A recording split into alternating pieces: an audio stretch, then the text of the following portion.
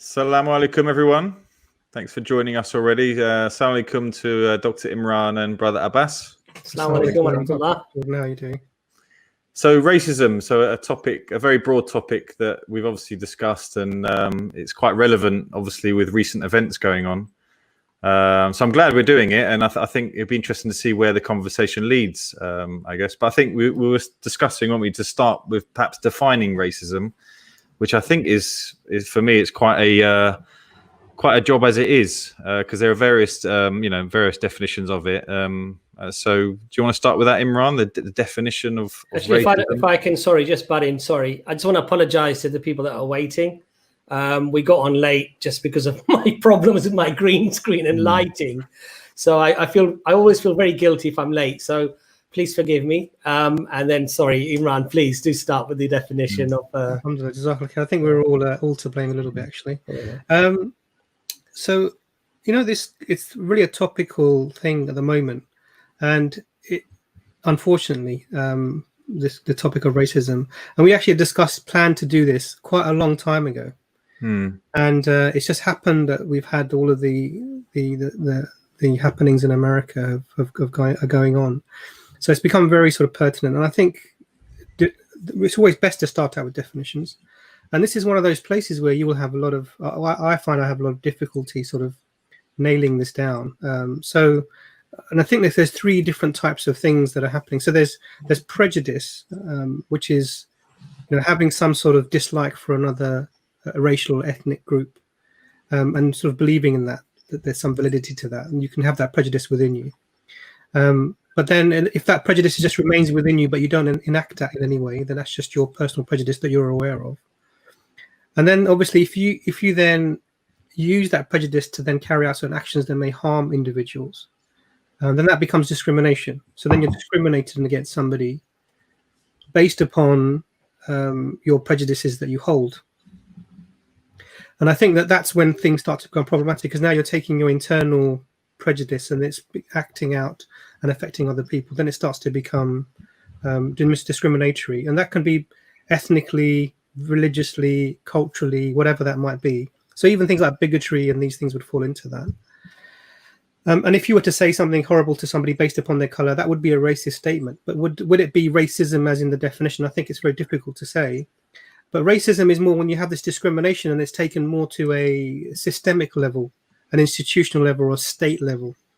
And then that becomes permeated within society.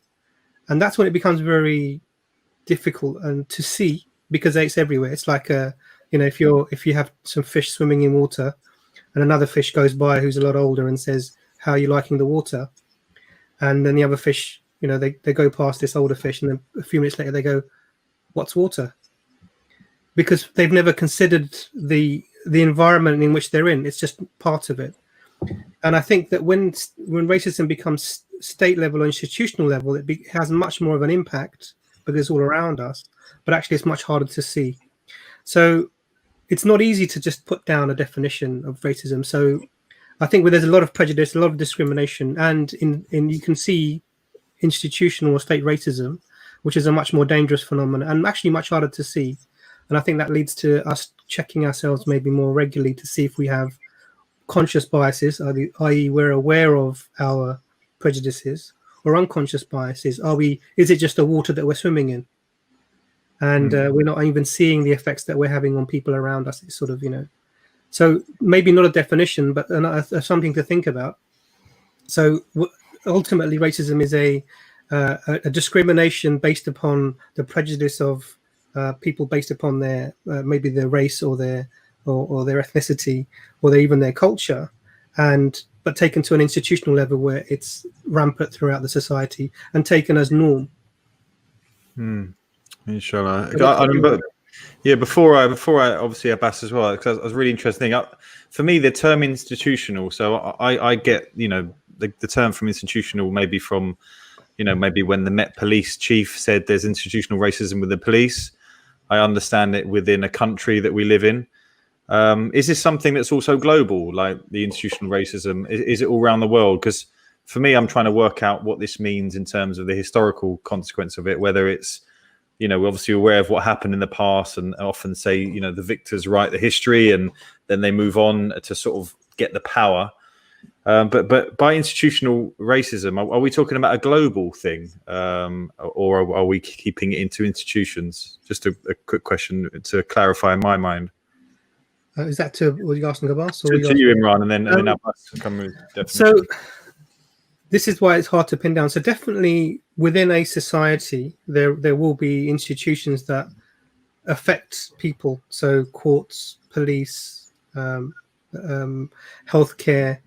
these sorts of institutions that affect people all around us, and directly. And in those places, there will be people who may hold these prejudices.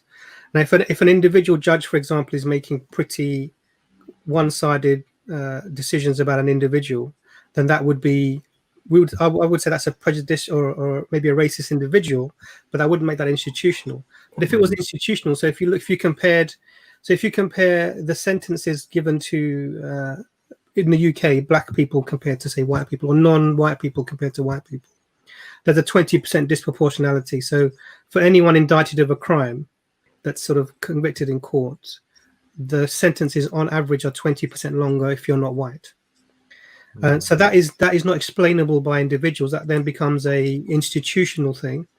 Now that's at the state level, but actually this can be much wider. So because different countries have had, I won't say the West generally, but different countries have had different amounts of control over different parts of the world. Ultimately, they've inculcated their ideas of being the superior people into those societies. So let's take India, for example. The British came and they ruled that area, for example. They made the administrative language English. So anything that needed to be done had to be done in English. In fact, there are more English-speaking people in Pakistan, for example, than there are Englishmen in England. I mean, that's just basic fact, because all of the vast majority of schools, they teach English medium, and people learn English language as one of the primary languages. And there is a mindset that whatever is Western is superior, that's built into the people almost. And so that then becomes another type of level. So maybe even beyond institutional and an international type of racism.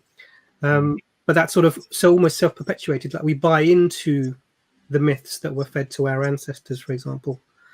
So it's a great question, and I don't think there's an easy, straightforward answer. So it is the state, and it is more than the state. Yeah, sure.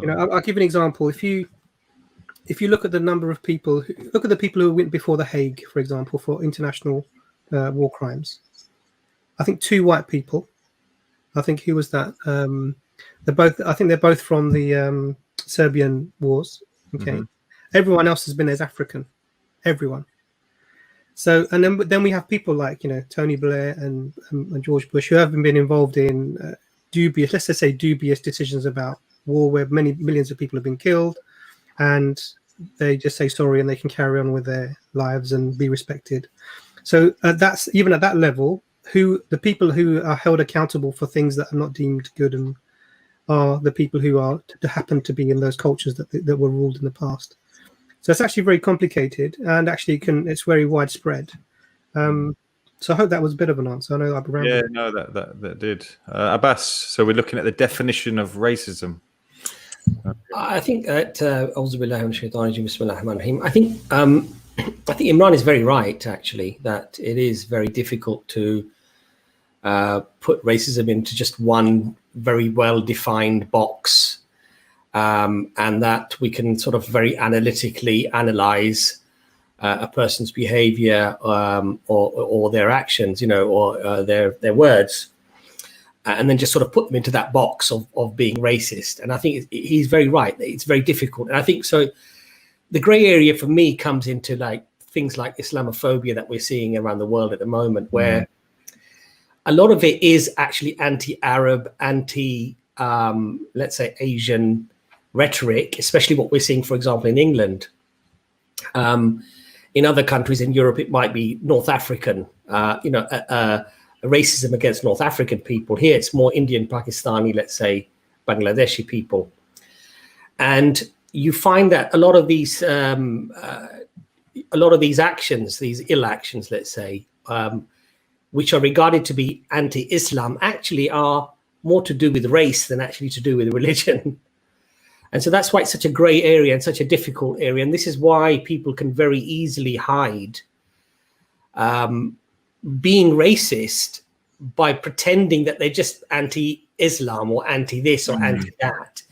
And so for me, actually, I like to keep the definition a simple definition, which I believe is an umbrella which can actually cover most racist acts. And I would say it really just stems from bigotry, a dislike of a person or a people based upon not just their race, but their religion. So for example, what makes an English person racist against a Scottish person? They're both white. So you can't say it's anti-white. And if that person is sort of Scottish, but they live just south of the border and they're actually living in England, is it okay then to be anti that person because they've got a slight Scottish accent? Do you see my point here? Yeah. It becomes very difficult. So I would suggest that, for me anyway, if there's bigotry involved, a claim to feel superior on the basis of your ethnicity, your color, even your religion, I think personally, I think that it should fall into that definition. So racism and bigotry for me are cut from the same cloth, quite frankly. They're the same thing. And I think and I think that, just finishing, I think the problem here is that otherwise we have people who can hide being bigots when in fact they're really racists. And that's the problem, I think. Sorry, Imran, you were. I was actually going to make the same thing. So it's almost like a get out clause. You hear that phrase, Islam is not a race. Yeah. But actually, if you look at the majority of people who are sort of Muslims in the country, even still, it's mostly non-white people. They're brown, it's a way of it's a way of being prejudiced towards individuals or groups of individuals. Yes. And escaping the title of racist because you're not referring. You say, well, I'm not referring to their color. What color is a Muslim? You get these sorts of phrases thrown at you, but actually, if you look at the interaction, it's the same sort of things. And all you got to do is really look at if you look at the newspaper headlines. I mean, they will tell you some of the newspaper headlines that were being put out that these views about Muslims, because you can say them without referring to race specifically, they fall into a grey area where even the law sort of is not sure what to make of it. Yeah. So, I think there's loads and loads of. You've come across these headlines all the time. I think I had a list of them somewhere here. So, if you were able, so things like, the halal secret of Pizza Express, or Britain goes halal but nobody tells the public, or jihadi killers on our streets, or millions are eating halal food without knowing it, or Muslim plot to behead so and so, or the term Muslim is in there, and the Subway took away our bacon. I remember absolutely that one. Muslims tell us how to run our schools. These are sorts of. This is taking a shot at a whole load of people, a whole group of people, looking at one aspect of them and making it okay to do that because it's on the headlines of the newspapers. And if you said that about other protected minorities, and it doesn't make it right that that they should be. I'm not saying that they should also be having this. No, I'm saying no one should be having to face this. If you look at the fact that it's on the headlines of the newspaper, it makes it okay. So being prejudiced against Muslims has passed what they call the dinner table test. You can have that discussion on a nice meal about these Muslims coming in and taking over. But because it's not specifically color that you're referring to, it can sort of slip underneath. But actually, it is the type of bigotry, and I agree. I was just going to highlight that point that you were making. What's interesting is obviously you both have slightly. I would say you both brought up different definitions, but are both definitions we all use, and that's where this becomes hard. I think Abbas mentioned about Islamophobia. For me, I feel like the Jews were able to make up their own definition of anti-Semitism. So that was created by them. Muslims tried to do this last year, I think, and it was thrown out. And so Muslims were well aware that obviously there is racism within Islamophobia. It's a brown man with a beard. We know that Sikhs were being attacked as Islamophobic attacks. Yet Muslims weren't able to afford that. And I feel like racism is similar as well. I feel like who better to actually make this or decide the definition rather than perhaps the victims of racism. And I've looked at some definitions from famous black people of racism, and they all talk about the systemic, the institutional, the fact that perhaps me as a white person, because I experienced the Nation of Islam, I felt being racist towards me.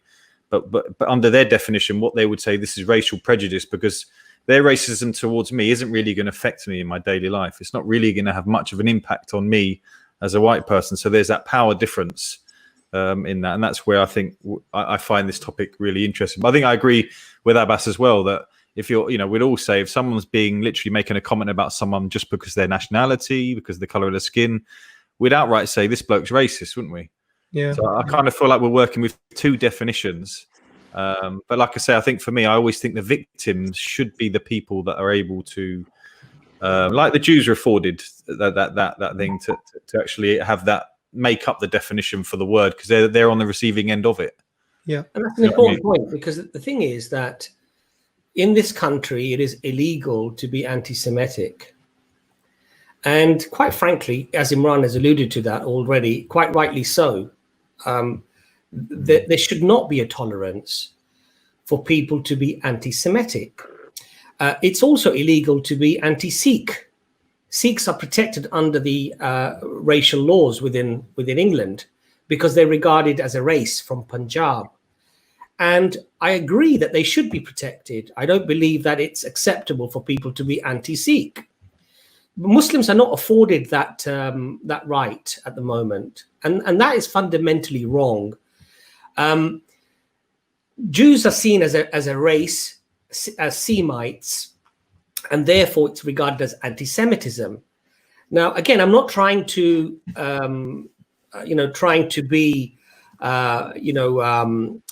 trying to excuse racism against Jews, for example, because I think it's abhorrent and I think it's absolutely disgusting when people are anti-Semitic. But the reality is that there are a lot of Jews, for example, who are from Northern Europe, from Russia, and actually are not Semites. They're not Semitic. Now, I don't believe that we should relax the laws and allow those people to be dealt with in a way that would be deemed to be racist, because it's fundamentally a very evil thing, quite frankly. And the result of that, we've had many episodes in history which are deeply troublesome, deeply shocking, and absolute stains in history. But I do believe that Muslims deserve the same level of courtesy, the same level of protection, and the same rights that are afforded to other people as well.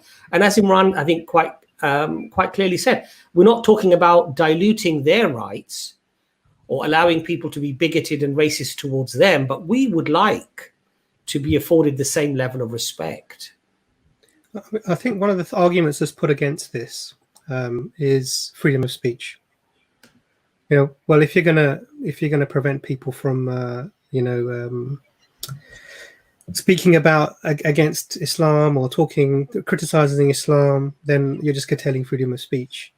And I think if you look at the Jewish experience, I mean, I'm a non-Jew, so forgive me if I'm sort of generalizing, but obviously the suffering of the Jews through history has been a horrific thing, and particularly at the hands of sort of the Europeans in the last century, it's been absolutely one of the worst stains on humanity.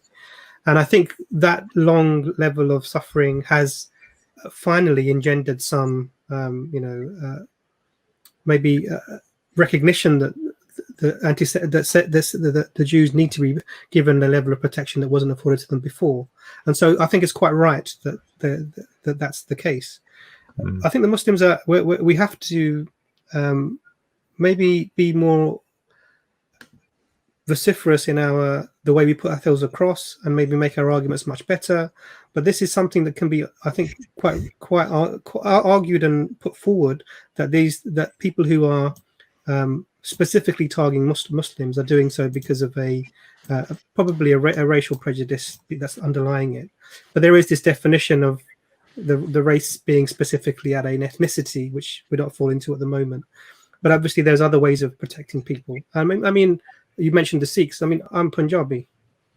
Most of the Punjab is in Pakistan, and when India was divided, the majority of the Punjab state was in Pakistan, and so, I mean, I would, because I'm not a Sikh, though, that's not an identity afforded to me. But I speak the same language, I eat the same food, I just have a different religion.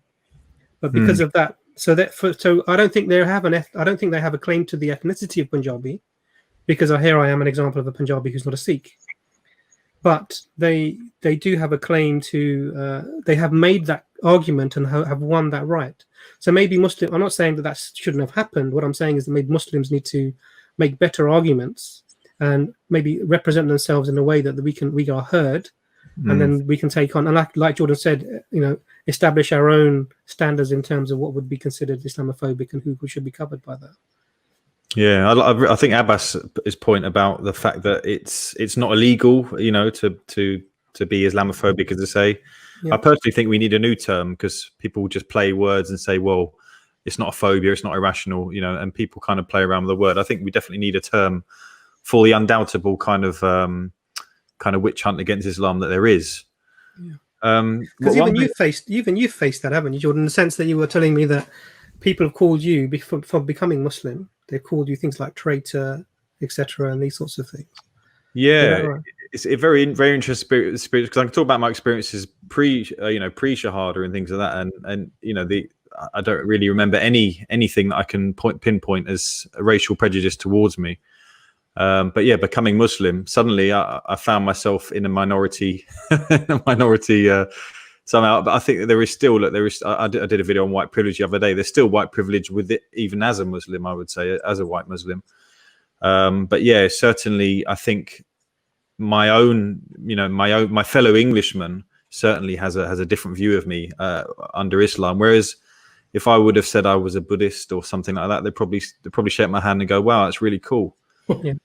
Becoming a Muslim has all of a sudden made me some kind of barbaric, guy that's possibly on his way to Syria.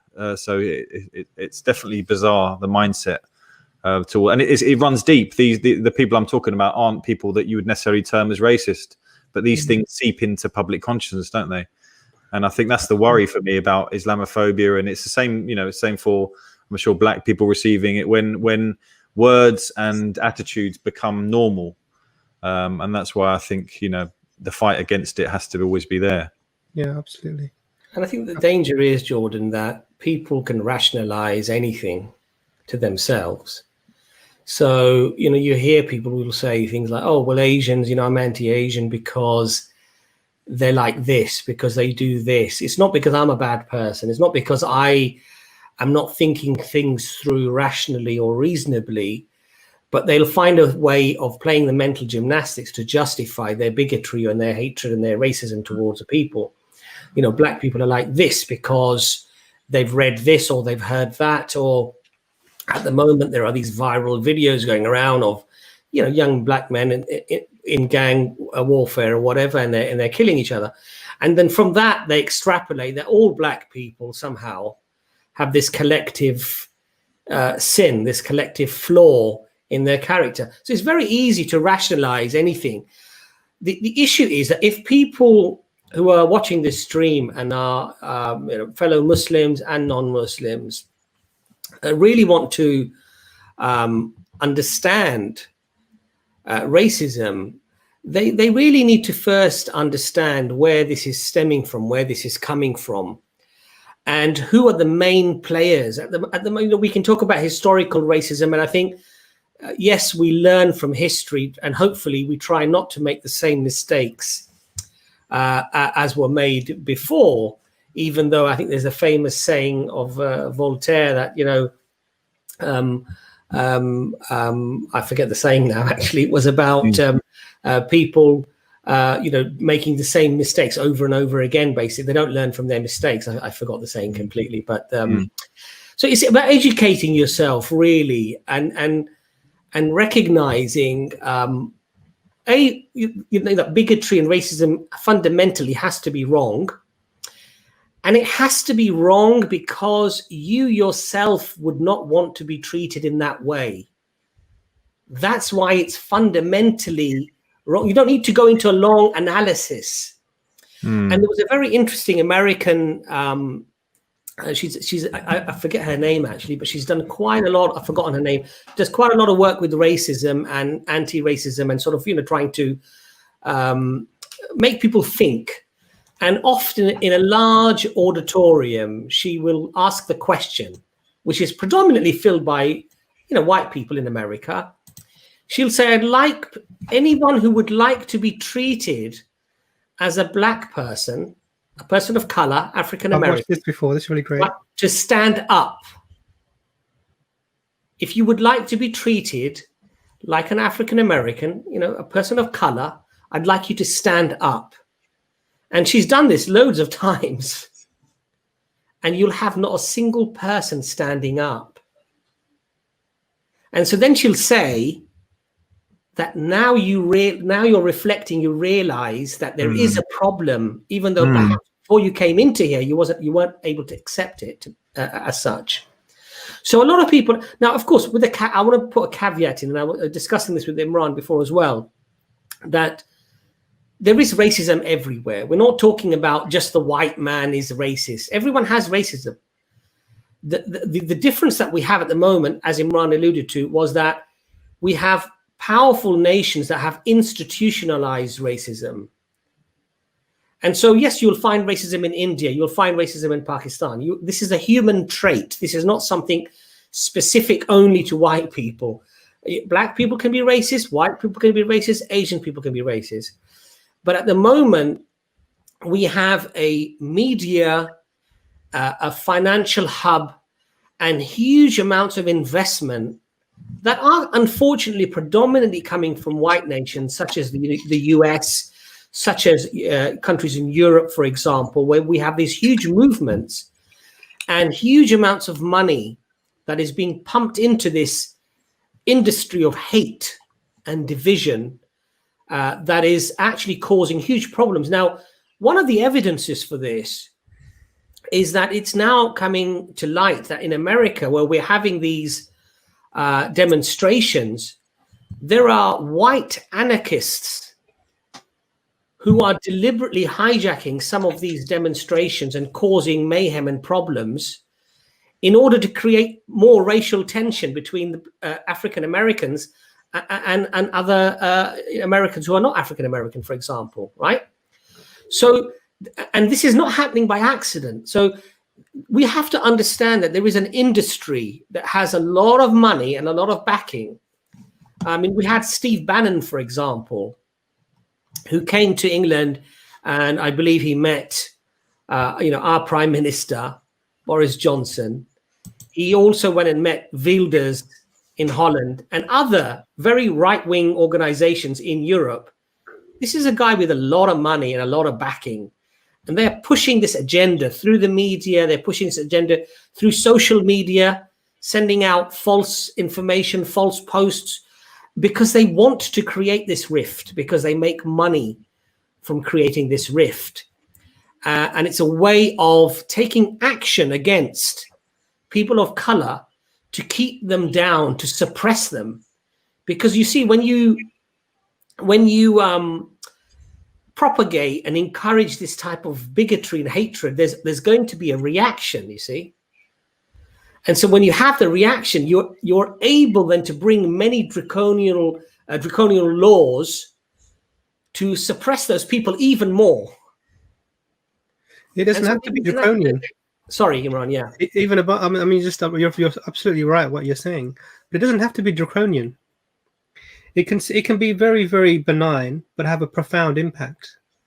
If you look at, I think I was a few days ago, I was talking to Brother Jordan, we were just generally speaking. If you look at where the vast majority of the most experienced, most highly paid, most well-resourced teachers work. They work in the higher social economic classes, majority white people. And if you look at where the most and the students who tend to do very well in their studies, therefore, tend to be those students. And if you look at where the least experienced or the newly qualified teachers are working, where there's worse pay, the least resources, this will be in the areas where there's lower social economic opportunities and where there's a larger mix of ethnic minorities. And this is then what you're doing is you're creating generational divides. Now you notice I didn't just say color, because obviously we know that working class white lads tend to do much worse than even some people who are from a background of people who've come into the country maybe 1 or 2 generations before. And that's because it's not as simple as a class as a race thing, but it's a class thing as well. If you look at things like 93% of the police force in the UK is white. And that's for me, that's an amazing statistic, because it doesn't represent the population who are being policed, and we police by consent here in the UK. Would you say, Imran, that black people obviously are not going to be in the police force, especially, I mean, we can talk about current events, but I think there's very much an attitude that if you are, you're sort of going to the oversight, you're going to the other side, aren't you? When you look at the kind of, the chief of police already said there's institutional racism in there. Absolutely. So I think black people almost view the black policemen as sellouts or joining the kind of. I mean, I'm trying to remember the statistics for the stops and searches, but I think from what I remember rightly, of all of the, I think how many times more likely are you to be stopped? Because all of the stops and searches in London, I think about half of them are, half of all the stops and searches that happen in London. And if you look at London, the vast majority of people that are stopped, are going to be non-white. So about 40% are white people, and the rest is made up of. So again, 40% of that then is black, and then the rest makes up the other other minorities. So it's disproportionately targeting those people who are of color, and imagine let's put a face to this experience. So you could be 12, 13, 14, 15, 16-year-old who the police will stop and then, search you. And you're going through the experience, not once, not twice, but on multiple occasions. Just because for some reason, you're deemed to be someone who, is suspicious for whatever that might be. And these are narratives that are placed into society, into people's minds. So the officers, either themselves, are doing what they think is, almost like normal, but even their stop and search strategies, there's some inherent bias in that. And I think it's really important that we take these sorts of things in. So if you look at all of the people who are judges, for example, I think there's only 97% of all of the people who work in the Crown Prosecution Service are not white. So imagine. Sorry, 97% are white. So the rest is just a tiny amount. So that there has to be some sort of, if I were to look at the police force, would they represent me, or would they represent the community that I'm from? I'd have to say no. And we need to overcome that. Maybe, and I'm not talking about quotas. I'm not talking about sort of, but I'm talking about making people feel welcome and incorporating them into. If I incorporate them into your institution so that then they can reflect whatever's happening and understand. So I know if an Asian Muslim police officer were to stop me, we would have an understanding to a certain level about what I might be doing compared to somebody else who didn't have that understanding. I remember once I was stopped once I was on my way to university. I was studying medicine at the time, and I think I can't remember, the officer stopped me, and I can't remember why they stopped me. Just the random stop, the random stops that happened. And they asked me to they said, we can search your bag. And I said, yeah, you can search my bag, and there's nothing, go for it. So he said, so I started taking all this stuff out of my bag so they could have a look. And I had like metal implements, I had things that we used to examine people, and all these things were clunking, coming. I was thinking, oh god, this doesn't look good, all this stuff coming out. And then the officer saw my stethoscope and he said, oh, what do you do? And he said, I said, well, I'm a medical student. And he goes, what year are you? And I explained, and he said, okay, that's fine. So suddenly his perception of me in knowing that had changed. Oh, this guy's not one of those people I thought he was. Yeah. But he couldn't really give me a reason why. I don't know. Maybe I had a big beard at the time. I was studying for exams a bit. So he'd made some sort of judgment about it. But at the time, I was surrounded by 3 or 4 officers. It was, they were. I'm an Asian guy, so I'm not the tallest. They were all 6 foot plus, and it was quite an intimidating situation. But I had to just be calm and complied, etc. But now that for me, that was quite a tough experience. Now imagine this happening to you, day in, day out. You're walking to school, coming back from school, going to work, just because of the way you look. People are making, and eventually that will make that's going to create resentment, and it's going to bring about sort of responses that are not conducive to a normal society. And I think that's reflective in this. It's important that we then reflect our societies in our institutions, so that we have less of this sort of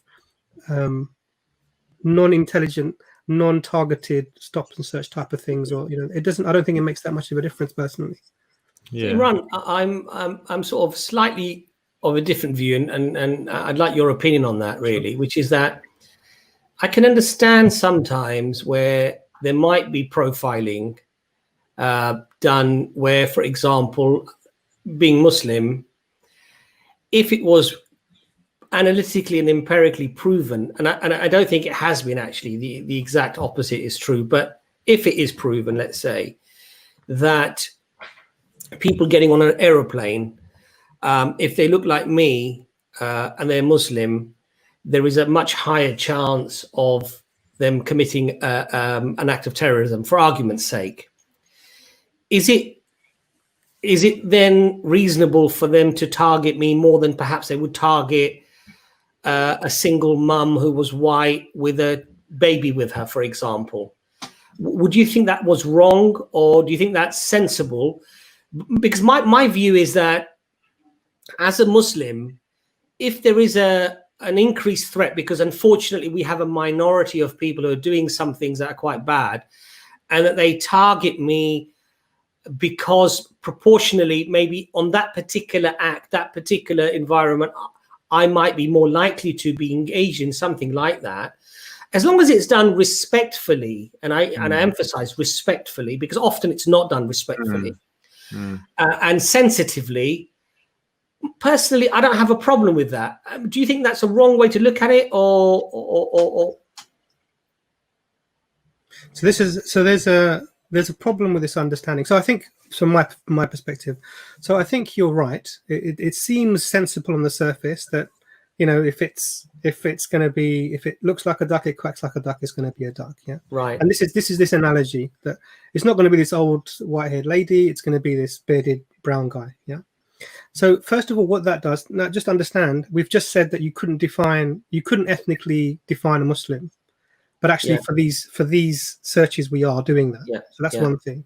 So we're definitely saying, okay, the other thing is look at the experience on the ground, what actually happens on the ground. So we have examples of people going on holiday to Turkey with all their family, 4 or 5 kids, mum, being stopped, held for 6 hours, missing their flight.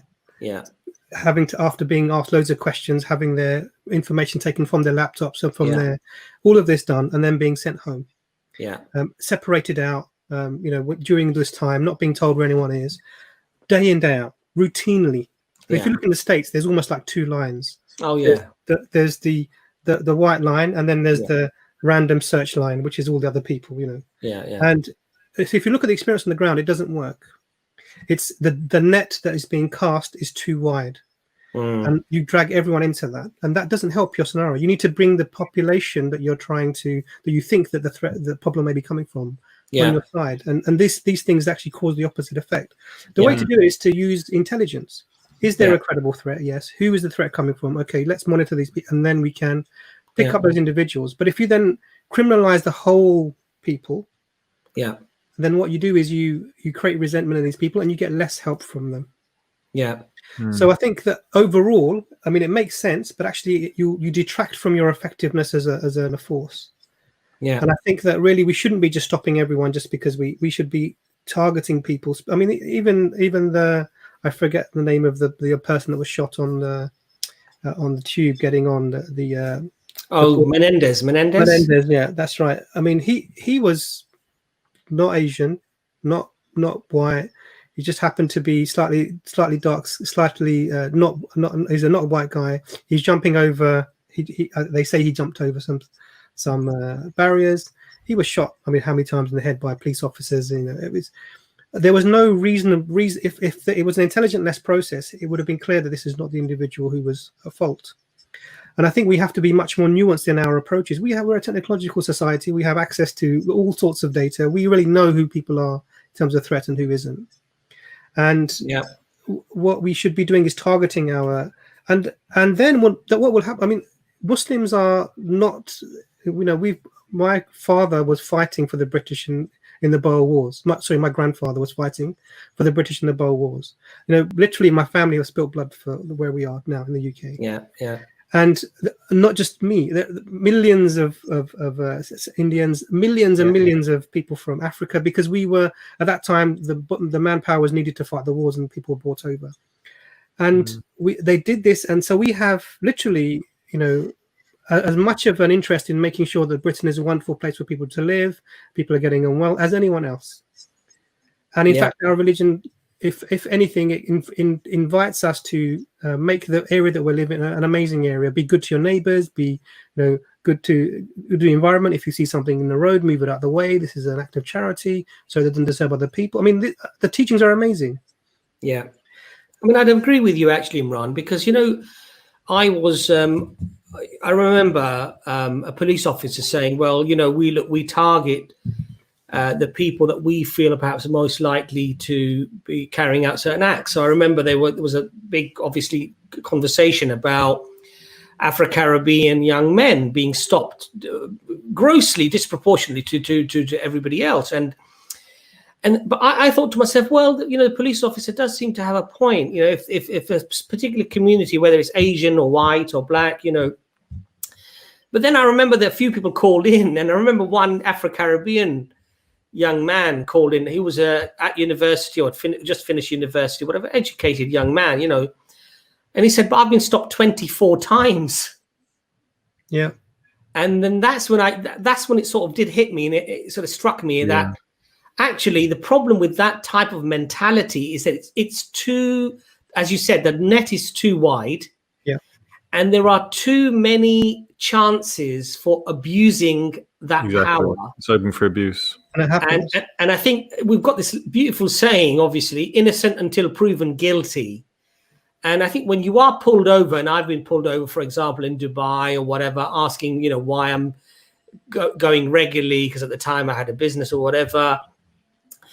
When you're innocent, it actually does feel incredibly intrusive. And it does feel incredibly, you become quite disheartened, because you sort of think that even though you could logically you can understand that it's done for this reason or that reason, but on an emotional level, it's quite hurtful that they've sort of put you in the same boat as somebody who's a criminal.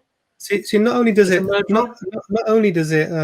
criminalize you in the sense that you're on paper somewhere, and also you have people who then take on the fact that maybe I don't belong here. Maybe these guys are targeting because I am different. So it otherizes you. Maybe even in your own mind, it otherizes you. So it's harder for you to fit into the society. But this is all fed from the narrative that somehow the black on black violence that we're seeing in London is somehow related to the blackness of the people. And that's a big mistake. Yes. It's absolutely. got nothing to do. The crime that we're seeing in London that happens to be in areas where people are, from ethnic minorities, mainly black, is not because of the blackness of the people. This is the problem with the understanding. Yeah, it's to do with the socioeconomic circumstances of the people. So if you went back, and because there's always been gangs. I mean, you've seen that film. What was that? Gangs of London.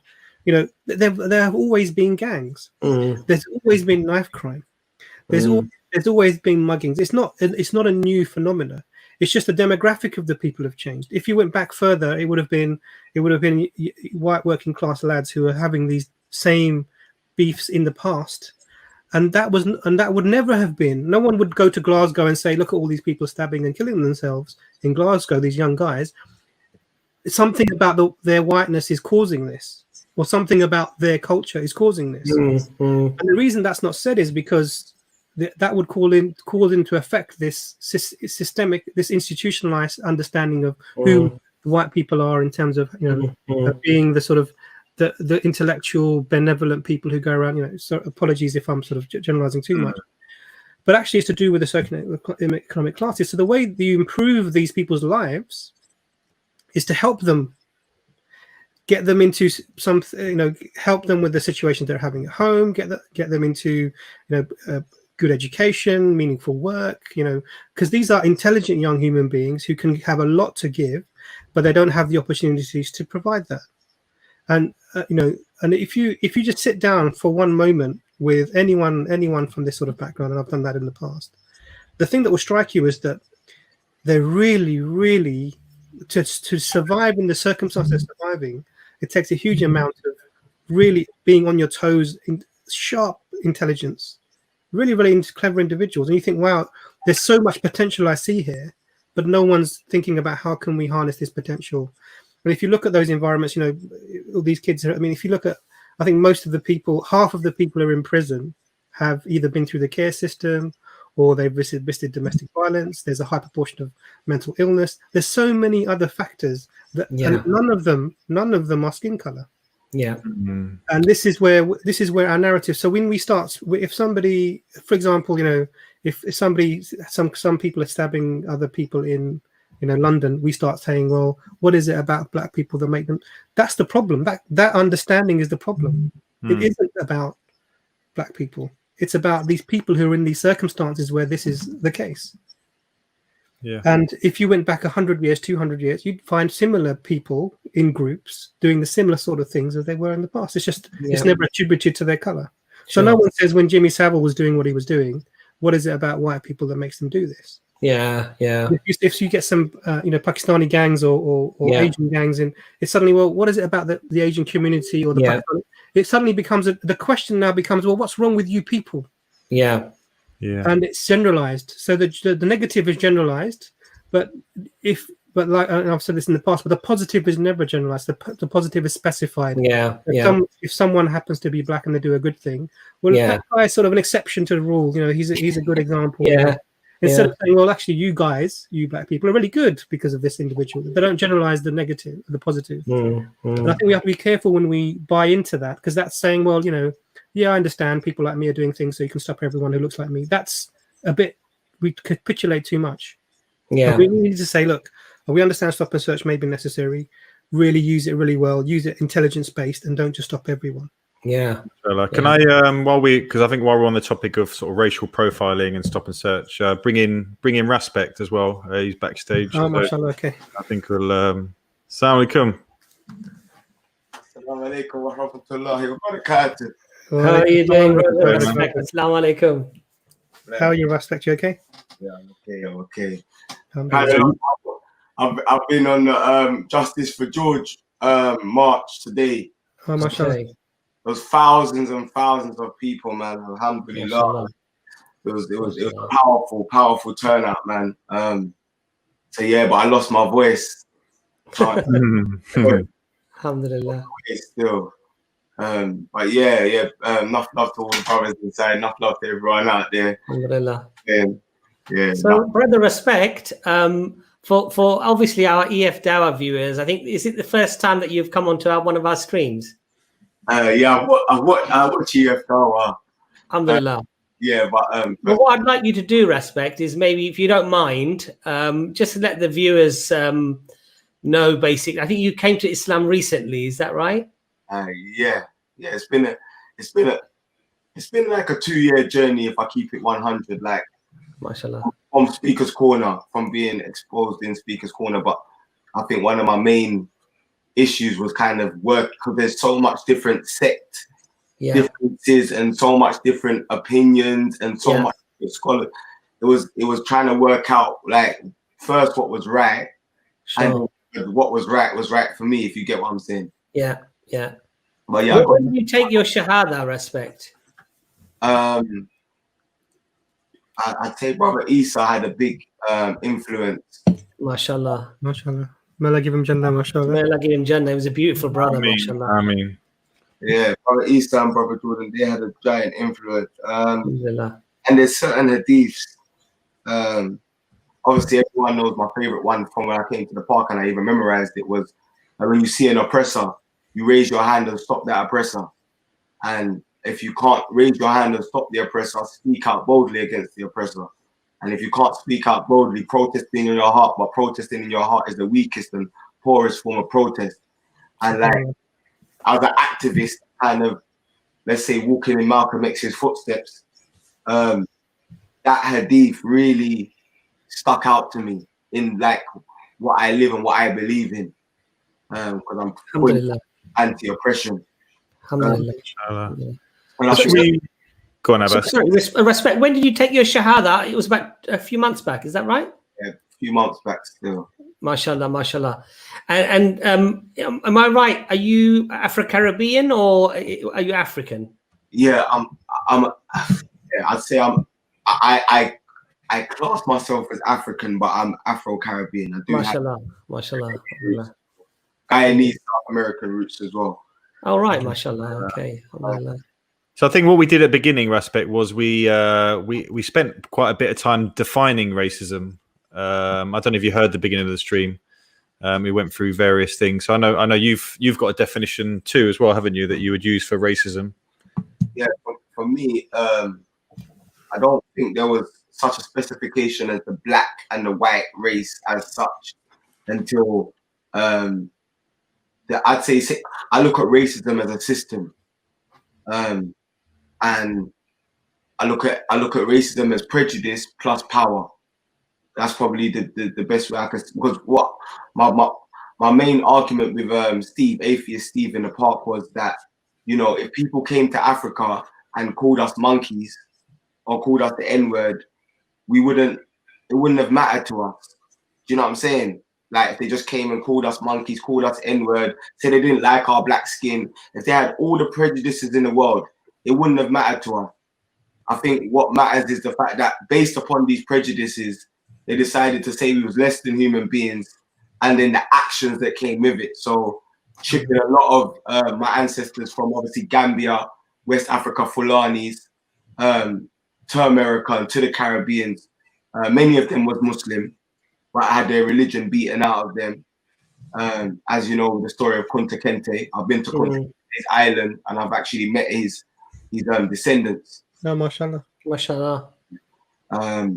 So that whole process of creating this system of racism, and other people was enslaved. You know, you had the Irish, you had Asians, but the level that was put towards African people was incomparable. We look at our names, our languages, our religions, our God, our folkway, our moreways. No other group in history can really relate to losing that. Like, most people have still got their family tree, they've still got their last name, they still know where their great grandfather came from. What they stole from us was something that could never be replaced, which is why you see such a big problem with identity politics in our country to this day. I'd say the only thing you could say was a notch up is what happened to the Native Americans and the Aboriginal Australians. Yeah. Obviously, that was genocide. Some of us even believe that chattel slavery, the savageness of it, was a genocide attempt, but they just couldn't kill us all. Yeah, because a lot of people died in the transfers, didn't they? 100%. More people died on the way to the Americas than reached the Americas. So, and they were simply into the sea on the way. That was the regard that was paid to the dead. Subhanallah. 100%. I remember Respect, because I was born in the very late 60s, and I remember sort of like late 70s, maybe early 70s, actually, maybe mid 70s to late 70s, watching the episodes of Kunta Kinte. It was on TV, and at such a young age, I remember feeling this is just inherently wrong. And the surprising thing is, actually, any child probably looking at that, white, black, Asian, it doesn't matter what color you are, you would probably be, it would be, you know, stomach wrenchingly, you know, difficult, and you would recognize it as something inherently evil and bad. Yeah, for a And long it's time. Yeah. For a long time, I had troubles, especially after watching Roots, and there's something called Goodbye Uncle Tom. There was a time when it made me very resentful towards white people. Yeah. Yeah, I went through a quite a long stage, even in school. Obviously, from I was young, from I first got called the N-word in primary school, it's like I had something inherent inside me that just went crazy. Yeah. And then the same thing happened in my youth club. And then when we watched all Roots and that, and then obviously watching Roots alongside going past pubs in places like Romford and Chadwell Heath, where you have big men who used to come out and call us the N-word and call us monkeys. They used to chase us. So that caused a physical confrontation between me and this EDL, Tommy Robinson, this sort of person. So I had a lot of physical confrontation with them as a child, and a lot happened. And one of our friends, Tristan, he was killed in a place called Mark's Gate. And his killers got something silly like 2 years. And that really shook me. So when I heard that the EDL was gonna be going down to Tower Hamlets one time, I decided to ride out. And I think that was my first real, let's say, meeting with Islam, because a lot of the activists was Muslim. So, low key, there was a place called The Gaff in Maryland, and they used to, they brought down Immortal Technique and people like Logic, and used to do a lot of like revolutionary stuff. We used to go to like Spitalfields, get fruits and veg, and do food programs for homeless people, like proper activist stuff, really. And I'd say that was my first step. And that's where that's what caused my great respect of Muslims, because obviously being an activist and being out there, a lot of the people who was engaged in that activism was Muslims. You know what I'm saying? Alhamdulillah. Yeah. And how did that? Would you say? I mean, engaging with the Muslim brothers and brothers there, did that change your opinions, say, about white people, or was it more to do with? Because I know, mashallah, brother Malcolm X, his journey originally was very sort of anti-white because of the Nation of Islam and what have you. But then I think we've got his letter actually as a link below our stream, because obviously after going to Hajj and on the pilgrimage, he came back and wrote a very touching letter explaining how, his whole concept of humanity, as it were, changed, that it wasn't about white or black. It was about, we're one community, one race, basically the human race. And would you say that sort of influenced you? Was it like Malcolm X and these sort of amazing people in history, or was it these Muslim brothers? What changed your sort of perception about the white man, the white person, as it were?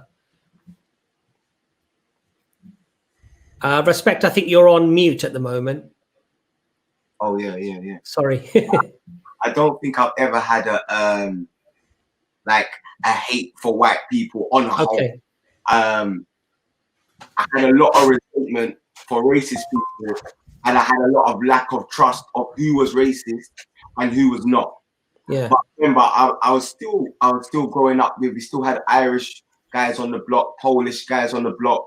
Yeah. So in our communities, like, we got everyone. We've got Pakistanis, we've got everyone's there, and especially like our side of the community, because everyone's kind of urban. Like, everyone's kind of like, they kind of talk like us and walk like us to some degree. You know what I'm saying? Yeah. I've never had a prejudice that is like blanket, but I've known that there's racism in different communities. Yeah. Like certain friends' houses I couldn't go to because I was black. You know what I'm saying? Whereas in my house, it was like everyone could just come to my house. You know what I'm saying? Yeah. But so I experienced those things, but I always knew that was the ignorance of their parents, and I never put that on my friends who, you know what I'm saying? Everyone. It's a very mature way of looking at things, and unfortunately, I mean, I remember when I was young, there probably was a time when I thought, you know, because I encountered so much racism in the 70s, and I started thinking when I was like 10, 12 years old, actually white people just don't like Asian people. They don't like black people. They're just all racist.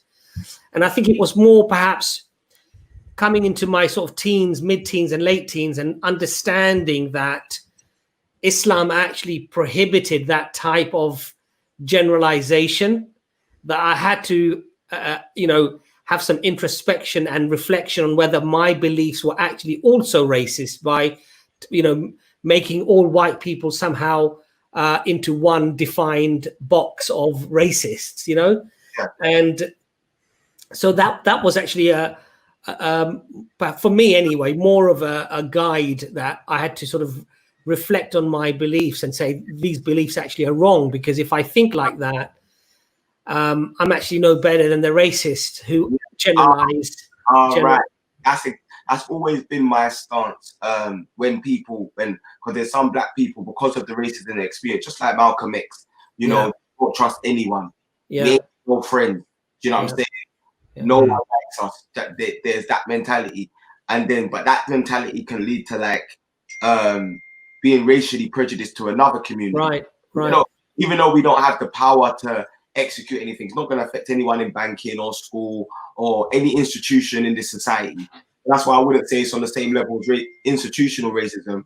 You know, at the same time, man don't want to hurt no feelings. And the main thing I always said from when I was young is I don't want to turn into the same thing that I dislike so much. Sure. 100%. Yeah. I wouldn't want to transform into that.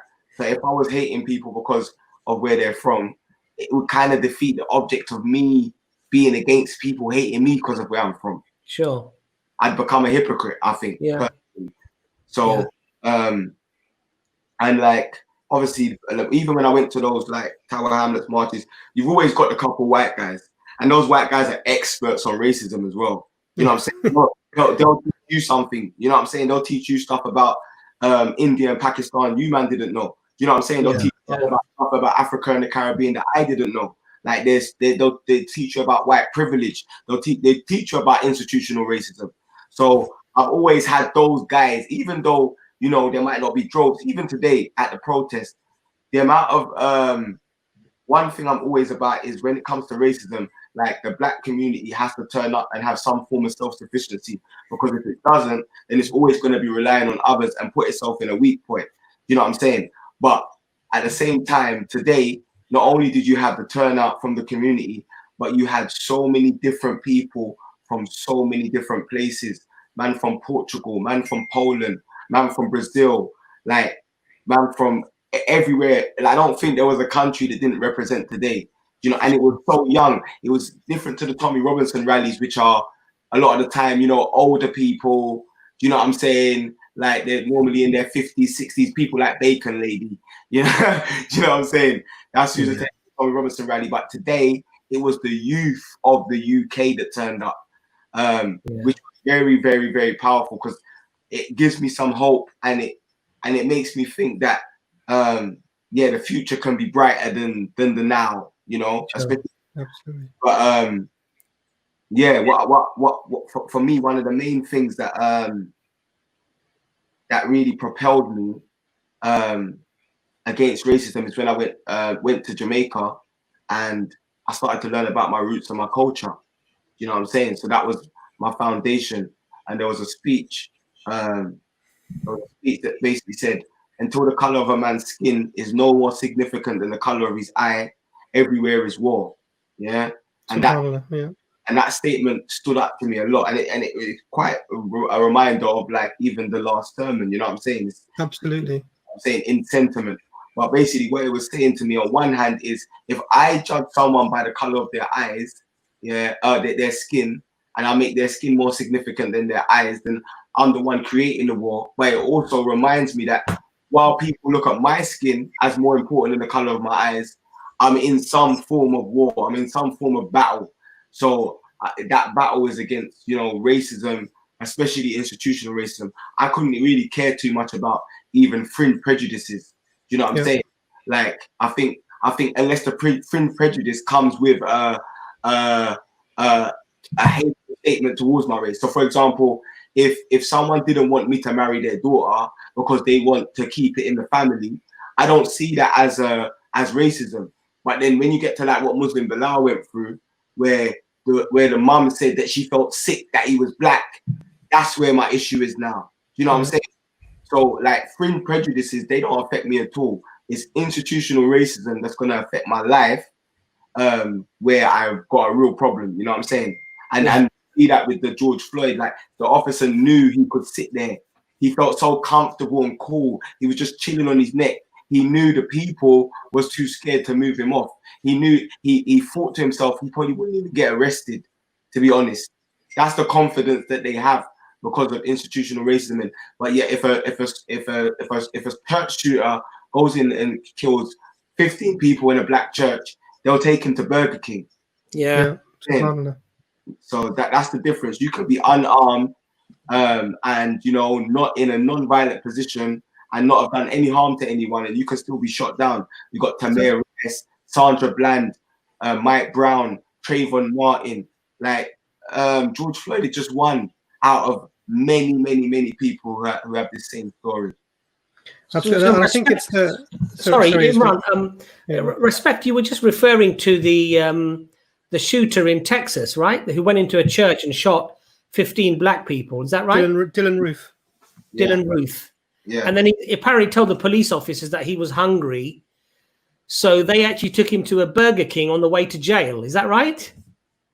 Yeah. Yeah, got a Whopper meal. SubhanAllah. Yeah. Imran, sorry, I beg your pardon. You were sort of about to speak. I think it's really the problem. The problem really is because the racism or the prejudice is so systemic that the institutions themselves are affected by it. And there is this narrative that anyone who's black, particularly if we're talking about the USA, is looked upon automatically just because of their blackness as being aggressive. You don't have to do anything. You could be standing still and you're deemed aggressive because of the color of your skin.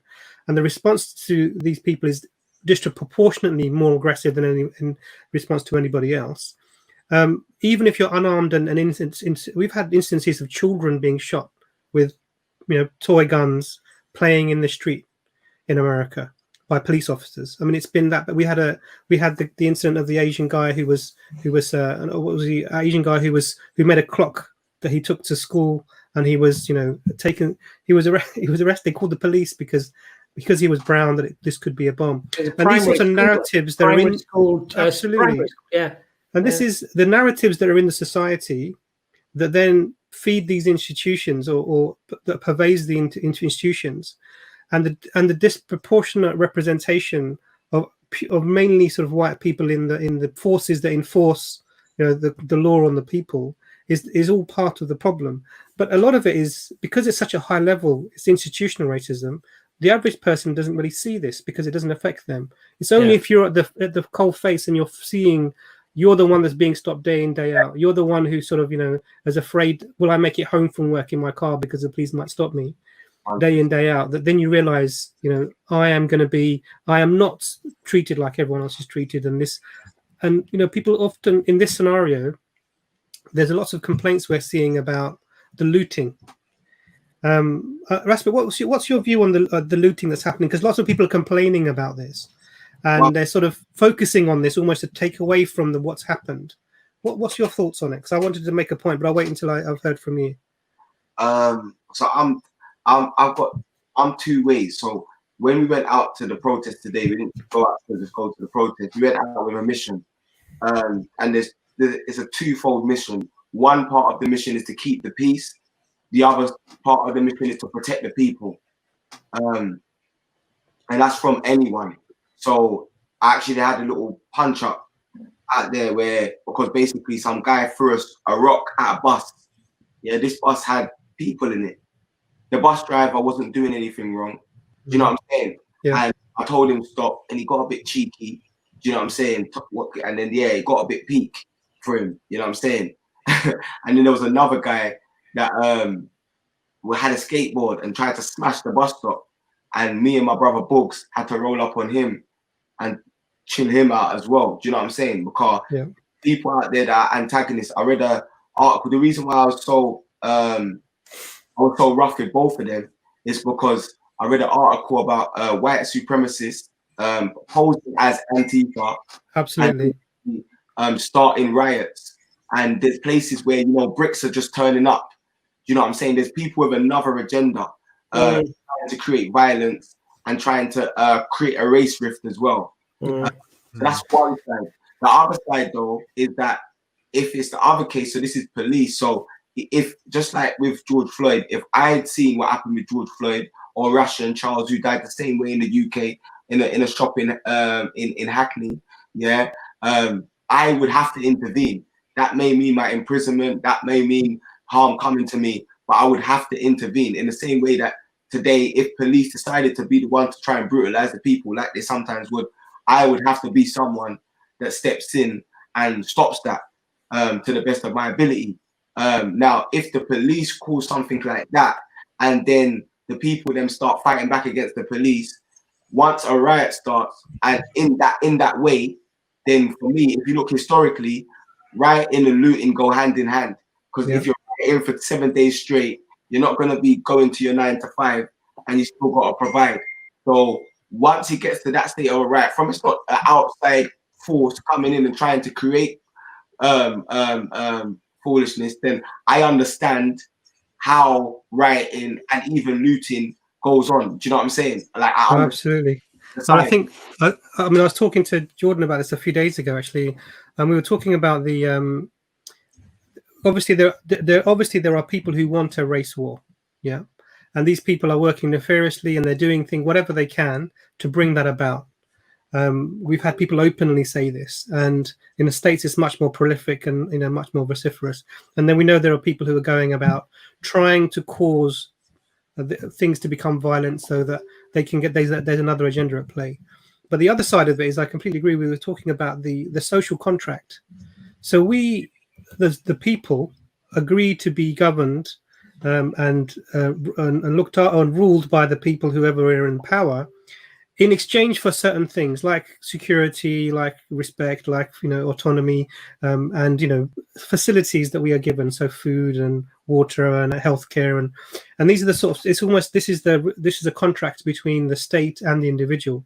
Now, when the state becomes oppressive and starts to kill you or attack you, and then that contract is broken, and then we return to a state of almost like lawlessness, where it's just, you know, you do what is needed to survive, and you defend yourself in whatever circumstances you find yourself in. Now, that's unfortunate, and we're not sort of condoning sort of the violence that happened, but we're trying to explain that when you have if the people who are enforcing the law are the ones who are using it to kill a specific group of people, when those people then fight back, it's going to look like what it's looking like.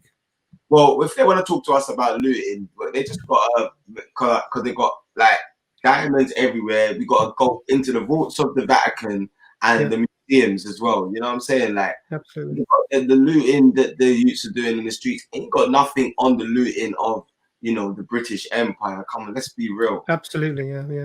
And I mean, people are talking about gang violence, and I've got, like, some people say my views are weird. But even when we're talking about gang violence and we're being real and honest, yeah, like the Wayne kills Johnny, both sides of our family hurt, because most of the time we're related and all linked in some way. Yeah. Jermaine goes to jail, yeah, for his crimes and has to, and Johnny's gone. Do you know what I'm saying? So this thing that's happening in our community, this epidemic of gang violence, is only hurting us. It's not hurting anyone else. It's not spilling out. But yeah, in the parliament that I was across from today, there's someone that can sign a letter, and that letter can cause bombs to be dropped on Afghanistan, bombs to be dropped on Syria, bombs to be dropped on Libya, bombs to be dropped on Iraq, and innocent women and children. Yeah, I think 1 million casualties in Afghanistan alone. Yeah, uncounted. They didn't count them, respect, because and that's actually against the Geneva Convention, but they didn't actually count they tested, you know, the Moab. You've heard of Moab, right? Mother of all bombs. Yeah. And they tested. So this is the largest bomb that you can have that's not a nuclear weapon. They field tested it in Africa. It was field tested in Africa. In Afghanistan. And they call it the daisy cutter. So if you just type in daisy cutter bomb, and you can see, and this thing causes a resonance. So if you're within like I don't know how many miles of this, literally your ears will burst and you'll start bleeding from orifice. It's that severe. And this was used in these countries, and we don't hear anything about this. And over 1 million people killed in Iraq, and these are horrific. And all this is usually for some sort of resource, if ultimately. I'll point out and make it seem like we are the worst of society. When we're born on estates that look like prisons, you know what I'm saying? The lack of, not only do we have a lack of opportunities, but we have a lack of faith in self. When I was growing up, I thought all I could be was a criminal. I did not think I could ever be a doctor or a teacher. I did not I didn't have that confidence in myself within the system just from the racism I'd received in school. Yeah. It didn't inspire me to go through uni. Like I have a problem with conforming to authority. You know what I'm saying? Go to conform to God. You know what I'm saying? And especially if the authority is prejudiced or oppressive. So I had certain lessons in my school, and I passed them with flying colours. But that was with lessons with teachers that were actually teachers, like teachers that wanted to be teachers, teachers that enjoyed teaching, teachers that loved the children they were teaching. But then you got another set of teachers that they just want a paycheck, and they don't give a they don't care about you. You know what I'm saying? They don't care. They don't care about us. You know what I'm saying? They, if anything, they've got certain prejudices. Yeah, and this is where institutional racism comes in. Yeah, they've got certain prejudices that they've learned through life, the media, and so on, that actually make them treat you worse than other people. So that's why we've got a very high exclusion rate and so on. Yeah, so on. Yeah. I think, one of the things is that I think you raise a very, very important point there, actually, and something that perhaps I wasn't thinking about. But I think in years gone by, the looting was done by wooden ships, and today the looting is done with aircraft carriers, and F-16s and tornadoes and the Eurofighter or whatever. The things have changed, but the looting is still going on. You're quite right, and it's quite sort of it's quite a poignant point that you make, which is that we will see one man, an African American or an Asian or whatever it might be, a person of color who smashes into a shop and takes a flat screen TV that's worth $500, and will condemn him and condemn the entire race for that single crime or for those group of crimes done by a minority of people. And we won't look at the looting that's happening with all these aircraft carriers and the F-16s and the daisy cutter bombs and what have you. And I find that also very astonishing when people talk about Islam and Muslims and beheadings and cutting off of hands and things like that. And I say to people that we have decapitated and incinerated more innocent people with our bombs from 30,000 feet than these lunatics, this minority, this handful of lunatics, and what they've done to a people. But I'd like to move the conversation a little bit forward, and how do we combat racism? How do we change this perception and this action or inaction that we have to try to tackle it? And my personal views are that we've tried lots of things. So we've tried demonstrations, we've throwing stones, swinging sticks, waving hands and fists and flags and all sorts of things. And I believe that it hasn't worked. And we've got people who are incredibly educated and sophisticated. People would look at them as very refined, and yet they still have incredible levels of racism. And so for me, really, I feel that the only real solution as a widespread antidote, a widespread medicine that can actually cure this cancer, this deep-rooted, vile disease of the heart and the soul, is actually Islam. Because I think we're told that the first racist was Shaitan, was Satan, because when Allah told Satan to bow to Adam, he said that I am better than he. I'm created from fire, he's created from dust, from clay. And so I heard a scholar actually say that racism, its very roots come from a satanic belief and a satanic trait. And so we have so many teachings within Islam, and I know that we've spoken about them as well, and Imran and I have sort of alluded to them as well, and I find that these teachings are so fundamental, actually, that if people were to adhere to them, that it would actually be a real transformation in how people behave towards one another. And as we say, in England, we've got this wonderful saying, the proof in the pudding is in the eating. And if we look at what happened at the time of the Prophet Muhammad, peace be upon him, and how the black man or the different race or tribe were treated, and in particular the black person, the African, how he was treated or she was treated in Arabia, we see an incredible transformation because of the influence of the Quran and of the Hadith, the sayings of the Prophet Muhammad, peace be upon him.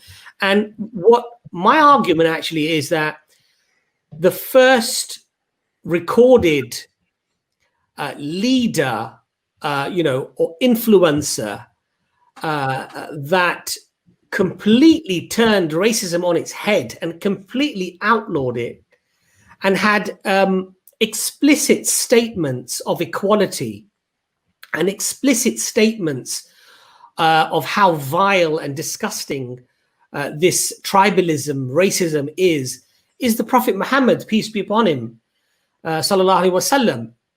And we find, for example, very profound teachings, for example, in the Quran, where Allah says, "O mankind," in Surah Al-Hujurat, verse 13, "O mankind, we have created you from a single male and a single female, and made you into nations and tribes that you may know each other. And the most honorable of you in the sight of Allah are surety, the righteous." And so it links righteousness to this concept of equality. And so for me, I think that the only solution really that we have today to completely eradicate racism is to go to this Islamic ideal and the Islamic teachings. What's your view on that, Imran and Respect? Brother Respect, what's your thoughts? Yeah, definitely. I think one of the, because I came up a lot of I don't know if you've seen it, but in Speaker's Corner, there's a lot of propaganda that Islam is anti-black, Islam is racist. So that's one of I'd say the biggest things that I came across, like as an opposition when I defended Islam. So then, boom, I had to look into Islam now. And what I realized is what people were doing is they would use situations of maybe tribalism in Arabia where, Bangladeshi maids might get their nails in her hands, and or Egypt, or what's going on in Libya after it's been destabilized by the West, and they would use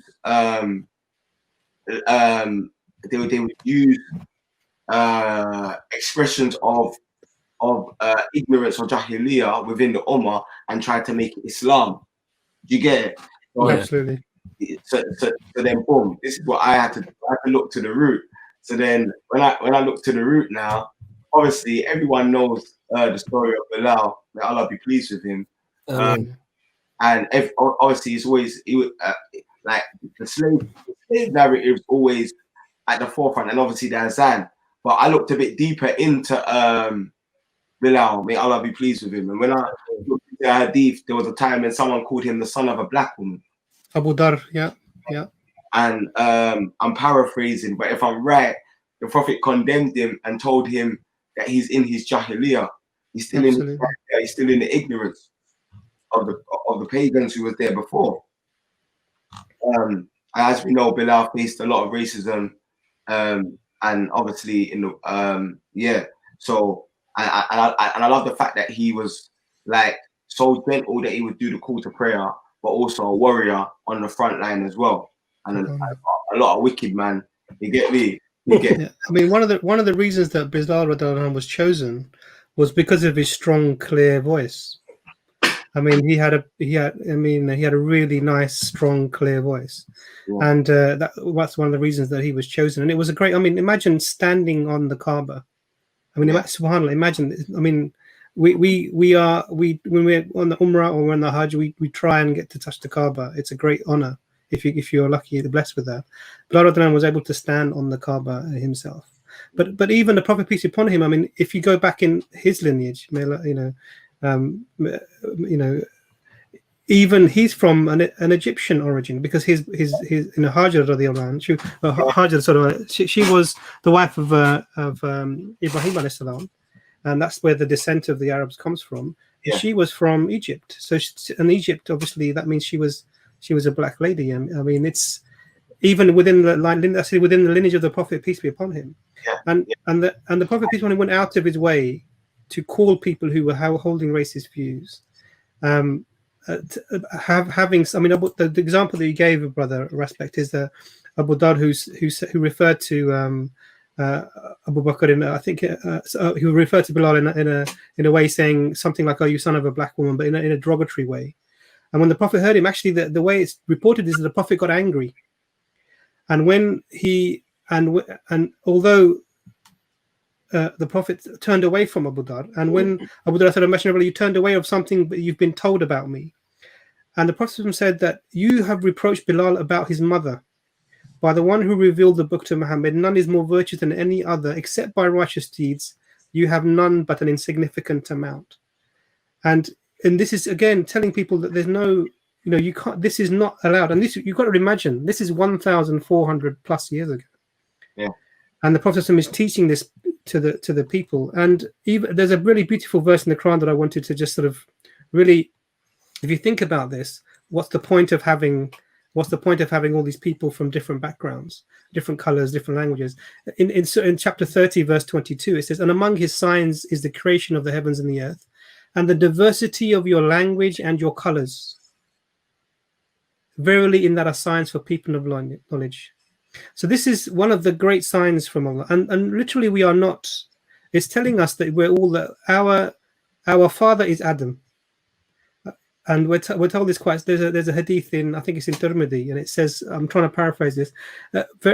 Verily, Allah created Adam from a handful which He took from the earth. So the children of Adam came in accordance with the earth. Some were red skinned, some were white skinned, some were black skinned, and whatever is in between. And so we all go back to one origin. And Adam, literally, I mean, the word means dark. That's what it means. We're all from Adam, who was dark. And this is fascinating. So we know that some of the prophets were black. Musa alayhi salam is described by the Prophet, peace be upon him, as being black. We know that Sulaiman alayhi salam is described as being black. So we have this within our narrative, particularly amongst the Muslims. And we're told specifically, none is better than anyone else except by your good deeds, your righteousness, your God consciousness. And that doesn't mean that there isn't people who are holding prejudice, because we have the ideal and then we have to apply it. And maybe we're not applying it properly. And because we do see people, even now, you go to a Pakistani mosque and someone might not like you because you're Bengali or because you're white or because you're black. They may treat you, but that's their problem. Yeah, and then that needs to be sorted out. It's not Islam that's doing this. Yes, when people say, "God," sometimes I hear Muslims talk about racism in Islam, and I'll always correct them and I'll say that there's no racism in Islam. Racism is jahiliyyah, and Islam is the cure, but not the rest of the world, even in the Ummah as well, because it's the lack of the practice of Islam and the remembering of the last sermon, and and enforcing it. You know what I'm saying? That's for everyone. And that's why even because, like, I'll give you an example, the Nation of Islam, they caught my ear because they're so active in the community. You know what I'm saying? Like, they do so much in the community, and sometimes even like what I've come across like this last couple of weeks is like, even when I say about doing stuff in the community, going to, like some people, some Muslims will come and question you, and like there's different understandings even within the Ummah. you know what I'm saying? What happened is, obviously, me, I could never deal with the white man being devil at the same time. That's just for me, doing a blanket statement like that is crazy. Like, we got, like, for me, like, amongst black people, and I know a lot of black people are responding to racism. You know what I'm saying? It's not something that they just woke up one day and thought about other people. Like, they've had experiences with other people that make them feel like no one likes them, so why would we like anyone? Like, this is a genuine belief that even I may have held at one point, skeptical, very skeptical. But I never hated anyone. You know what I'm saying? I was just skeptical to trust people. You know what I'm saying? Yeah. But then I think one of the main things that I've seen of recent is I've heard a lot of, you know, black Muslims talking to the Ummah, telling them, look, we need to change this, because like when a black revert comes in, and if he's not strong in the deen, because when you're giving in the dawah, you're not telling him about this. So he's coming in and then he's having certain experiences, and then he's like, and he's leaving out. Me, I was lucky because I had a good understanding of different politics, and I didn't join the deen for friends. That's the thing. I didn't, you know, some people become Muslim and there's a part in it that they want a social remit. I'm someone that's very comfortable on my own. You know what I'm saying? But like at the same time, I've met some of the best people I know, like and linked up with some of the best people I know through this journey as well. That's the thing. But what I see a dichotomy. I see, like, on one side, because I see my original experience of, like, when it comes to racism, there's a lot of Muslims who are very active. Yeah, like Muslims are like at the top over here. You know what I'm saying? But then what I realized is in the Ummah, there's still work to be done on the in-house. Haven't clocked for the people that ain't like them activists that I met originally. You know what I'm saying? But I think the more we speak about, I think one of the main problems I think I've come across is, even if man speaks about it, people get uncomfortable and feel like it's an attack. Like, we need to get that mindset gone and realize it's not an attack unless you're wearing the cap. You know what I'm saying? And if you wear the cap, you got work to do. Yeah. But if you don't wear the cap, you're not going to feel uncomfortable. Jordan doesn't feel uncomfortable in any way when I talk about racism. Me and him have so many conversations. The reason why is because he doesn't have that in his heart. Me and Abbas, when I met him, we were speaking about racism. He's not going to feel uncomfortable, even if I tell him about racism I've experienced, even in his own community. He's not going to get personal and start to get all things. He's going to say, yo, how do we change this? What? You know what I'm saying? And once we get to that level, then I personally believe that, like, once the Ummah gets to that level, that is when, like, it's a force to not be rivaled with. You know what I'm saying? And then that is the whole world. That's when it's an example for the whole world. And you know what I'm saying? Like, when I look into the deen and I look into the son of the Prophet, peace be upon him, if Muslims applied it, oh my gosh. SubhanAllah. You know what I'm saying? As a collective, that's why obviously the first 3 generations was the best, in it. You know what I'm saying? But if we apply, and that's what I want to come and bring to the table, because I'm not scared to. I see even certain black Muslims, they don't even want to say exactly what they're going, because they don't want to make a next man feel uncomfortable. And I'm like, oh, we don't have to, like, someone feeling uncomfortable for half an hour in this conversation in EFDawah isn't more uncomfortable than the lifetime of dealing with these stuff. So, like, sometimes we might have to have uncomfortable conversations, but that is how you make progress in it. And absolutely. Yeah. And if it's done with the intention of improvement and, you know, getting closer to the teaching of the Prophet, peace be upon him, then that can only be a good thing, right? 100%. And you know, the thing is that the reason why I'm saying that, and perhaps some non-Muslim viewers will be thinking, well, it's a very arrogant position to have, that only Islam has the true answer to this evil, to this problem. And the reason I think why I'm saying that is that as Muslims, we regard that Allah's words and the explicit and authenticated sayings of the Prophet Muhammad, peace be upon him, are absolutes. There's no room for maneuver. You can't rationalize it in any different way. You can't say, well, you know what, I can feel this about a black person because of these reasons, or I can feel bad about, have bad feelings about an Asian person or a Chinese person because of these reasons. Well, for us, these are absolute teachings, when Allah subhanahu wa ta'ala, for example, says that this is forbidden, that this is haram, if one abides by those teachings, and of course it depends whether you do abide by those teachings or not, there's no room for maneuver. You can't excuse your actions. You can't sort of say, well, you know, I can still be a bit racist.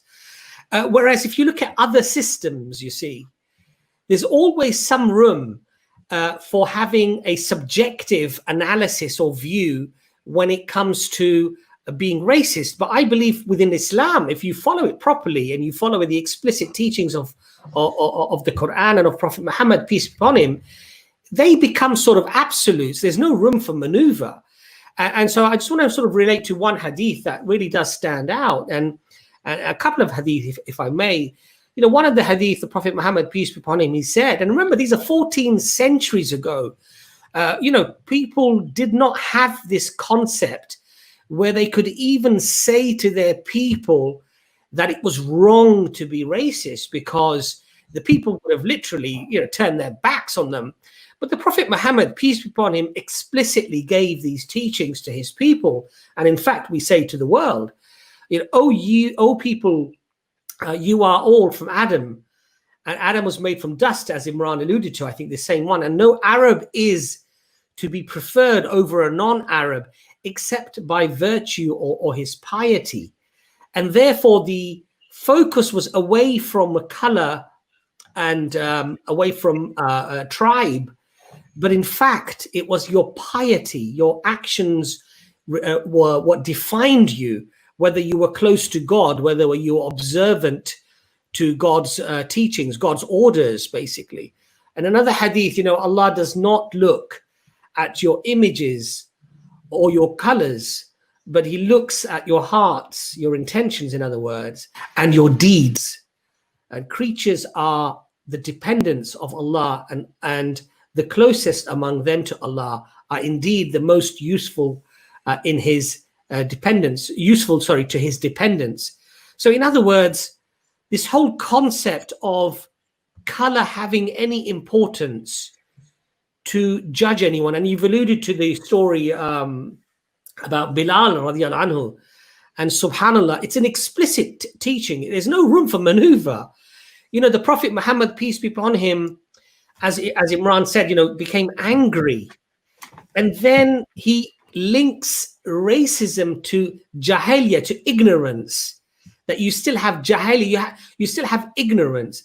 And so for us Muslims, we need to really, and I say this to my brothers and my sisters, I say it to myself to advise myself first, that whenever, if ever, there is this inclination that you see something amongst a group of people, or you see something amongst a particular race, if you start having feelings of racism or bigotry towards those people, recognize that those whispers that come into your heart are from shaitan. It is Sheikh Yasir Qadi actually says that these concepts of racism, of bigotry, are satanic. They're from shaitan. So say, A'udhu billahi minash shaitanir rajim, that I seek refuge, Ya Allah, from Satan, the outcast, and reflect upon what you're thinking and really reprogram yourself and say that Allah would not be pleased in me thinking in this way, because this goes explicitly and completely against the very core message and teachings of Islam. And I think that's why fundamentally Islam has a huge part to play. And that's why, alhamdulillah, I know that we do have mosques that are predominantly Bengali or predominantly Pakistani, but generally that's not an issue where others are not welcome. And alhamdulillah, we don't have churches like, you know, for black people and for white people and for, you know, we don't have that in Islam. Predominantly, you go to America, for example, you go to a lot of the mosques in America, black people, Asian people, African American, Afro-Caribbean, whatever. People, alhamdulillah, a black man will read Salah on my right, you know, a white person will read Salah on my left, subhanallah. You know, there's no issue about that, and there shouldn't be. And so you're quite right that it can become an uncomfortable conversation, and people perhaps don't like to reflect upon it. and they like to sort of maybe say, well, this is an embarrassment. But I don't feel that we should brush anything under the carpet. The Prophet ﷺ did not brush these things under the carpet. We do need to challenge them, and we do need to work within our own communities, and we need to work within the wider community as well.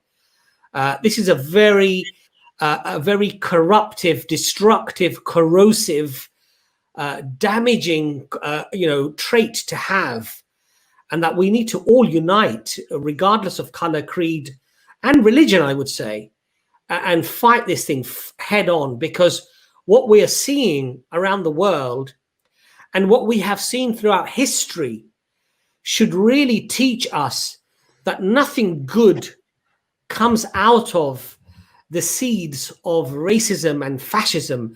You only get very thorny, very bitter fruits coming out of this, and we really do need to concentrate that and fight it. And alhamdulillah, we have amazing teachings within Islam. We have the perfect example, the Prophet Muhammad sallallahu alaihi wasallam, that we can look to, we can turn to, we can get inspiration from, and hopefully, inshallah, work and eradicate this from our own communities, inshallah, and the wider community, the global community.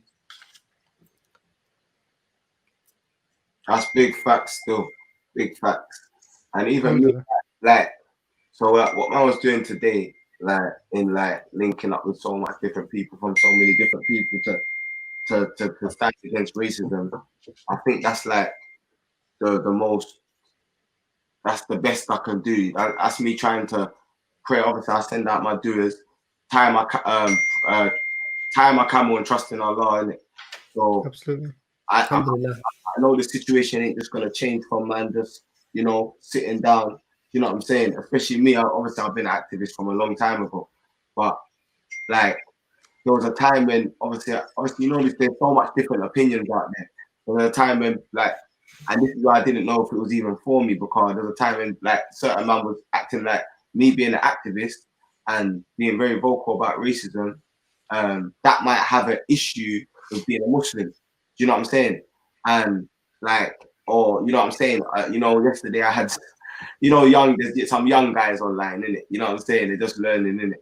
So sometimes they say things like, oh yeah, you can't, if there's Christians there, you can't link up with Christians. I'm like, yo, my mom's Christian, what are you talking about?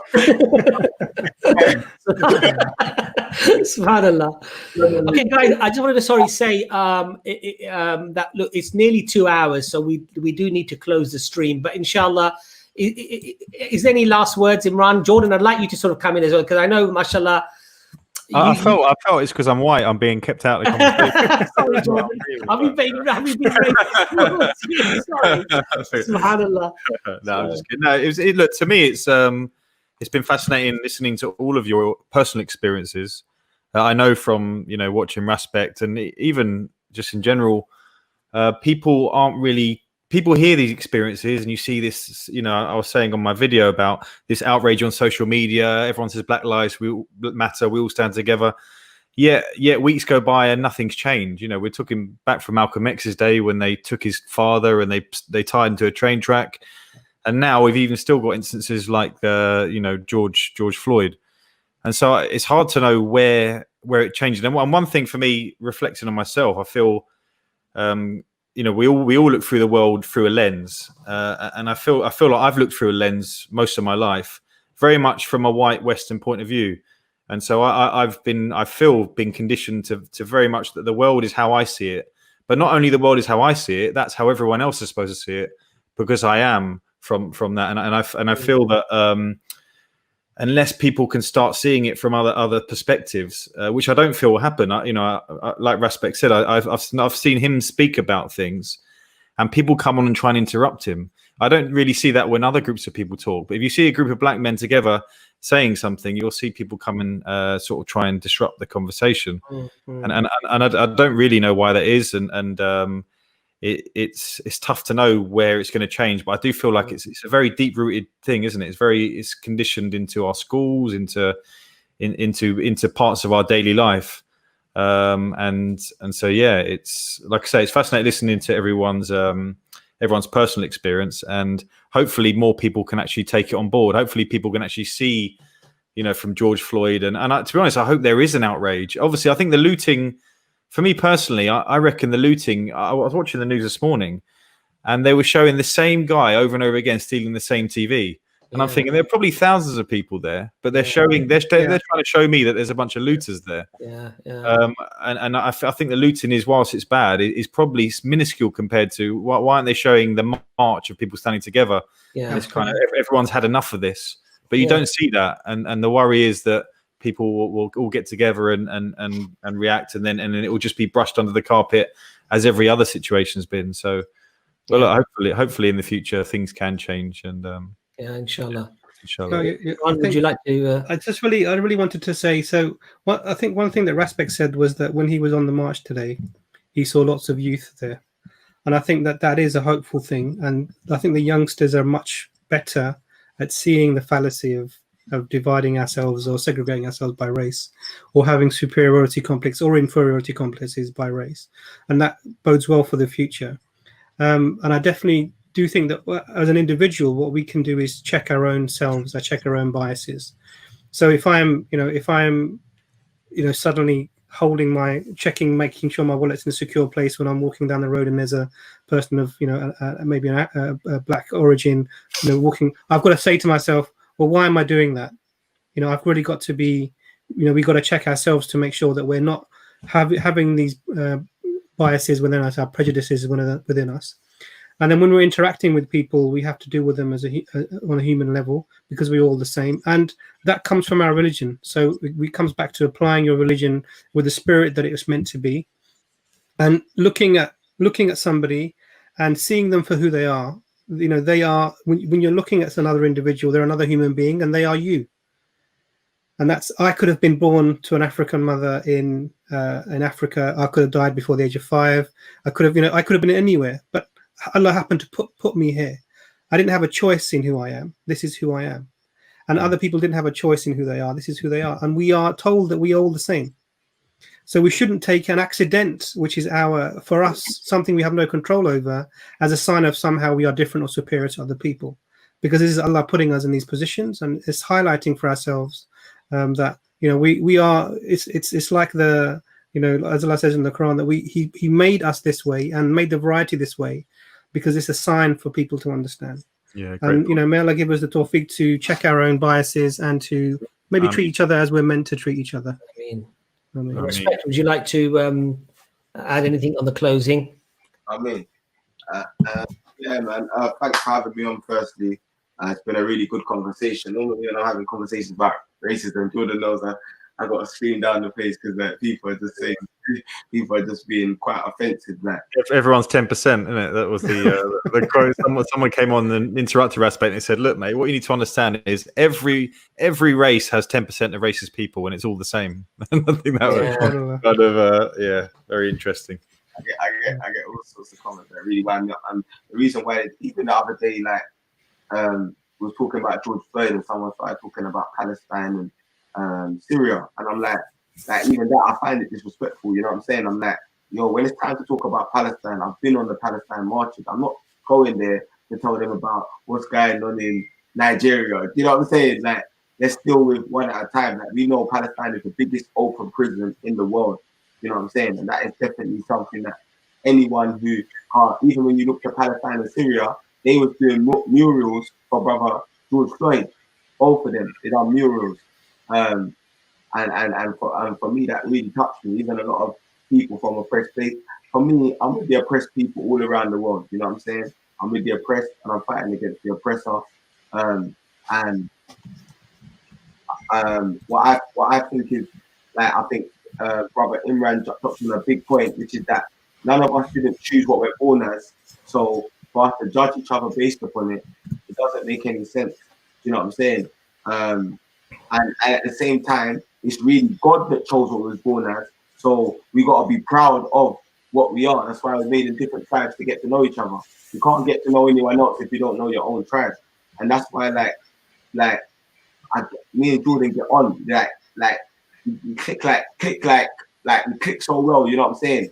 And he's proud of who he is. I'm proud of who I am. You know what I'm saying? And there's no clash.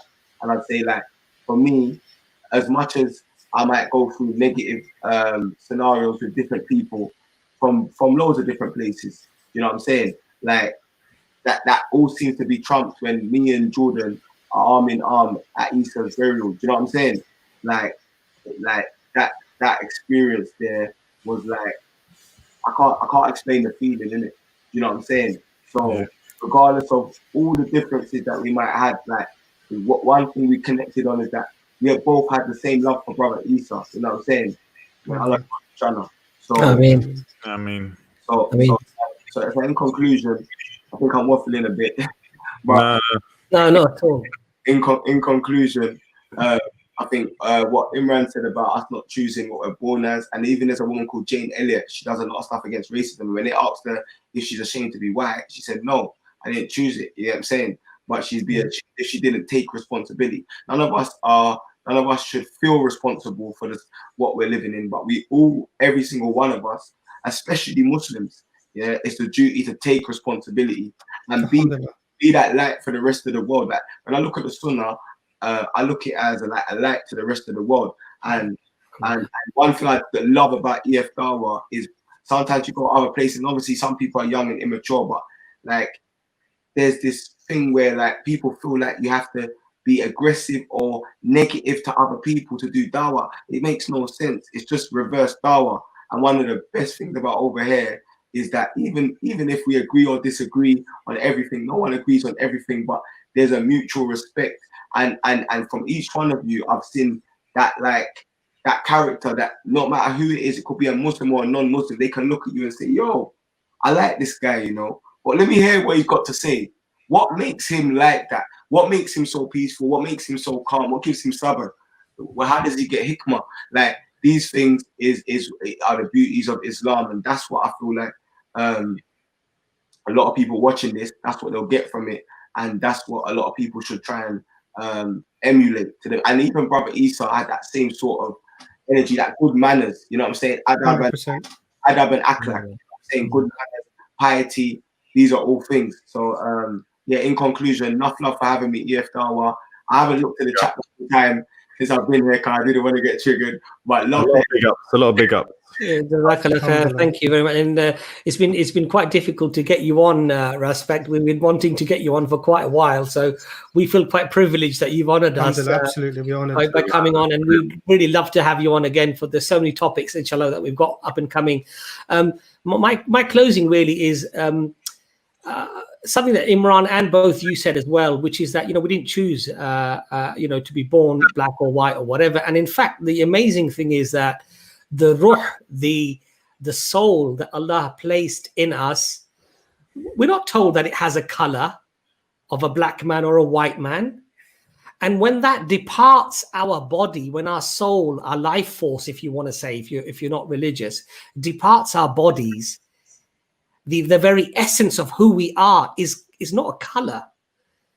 And the body that we value, the color, the pigment on our skin that we value, will rot away in our graves, will be insignificant, will be worm food.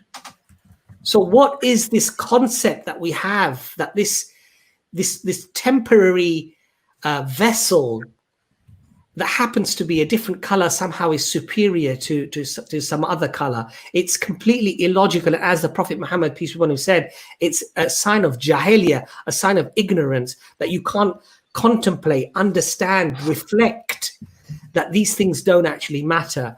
The other thing that I want to say humbly, without trying to say that my opinion is the only opinion that matters and it's somehow overarching and overreaching, but my humble opinion to my brothers of color, of who are white, who whatever they are, and they want to fight racism, that, you know, I understand the reaction, and I can understand that the reaction to racism is important if it's done within what we would all see as a reasonable reaction, i.e. that it doesn't become a criminal activity of destruction or whatever. I understand that.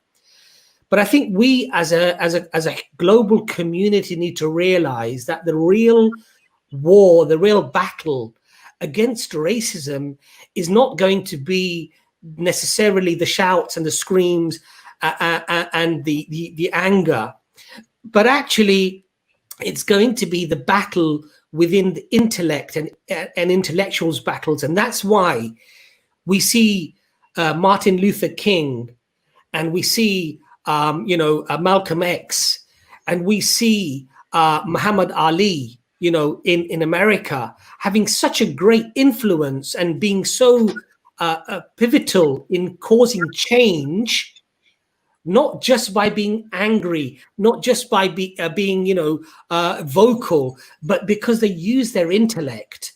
And so we need to educate ourselves as a people as to how we can come together with like-minded people who detest this very vile and cancerous, dangerous concept, and how we can intellectually engage and make changes within the political situations, within the policing, for example, within how society as a whole generally is constructed, and change it from the power base. And I'll give you a very practical example of what we did here in Ilford North, for example. We had certain MPs that we were not happy with because we felt they were very anti-Islam. And we felt that, we came together collectively and we turned over a majority of 5,000, and we got somebody in that we think was not just better for the Muslims, not just better for the Asian people, what was better for everybody, the white, the black, the Muslim and the non-Muslim. And we caused that change.